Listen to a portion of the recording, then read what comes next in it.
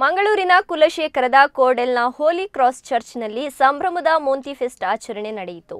ಈ ವೇಳೆ father Clifford Fernandes, father Paul Sebastian, father Vijay Monteiro, ಉಪಾಧ್ಯಕ್ಷೆ ರೂತ್ ಕ್ಯಾಸ್ಟೆಲಿನೋ, ಕಾರ್ಯದರ್ಶಿ ಅನಿಲ್ ಡೇಸಾ ಮತ್ತು ಪಾಲನಾ ಸಮಿತಿಯ ಸದಸ್ಯರು ಮತ್ತು ಭಕ್ತಾದಿಗಳು ಹೆಚ್ಚಿನ ಸಂಖ್ಯೆಯಲ್ಲಿ ಪಾಲ್ಗೊಂಡು ಹೂವನ್ನು ಮತ್ತು ಹೊಸ ತೆನೆಯನ್ನು ಮೇರಿ ಮಾತೆಗೆ ಅರ್ಪಿಸಿದರು.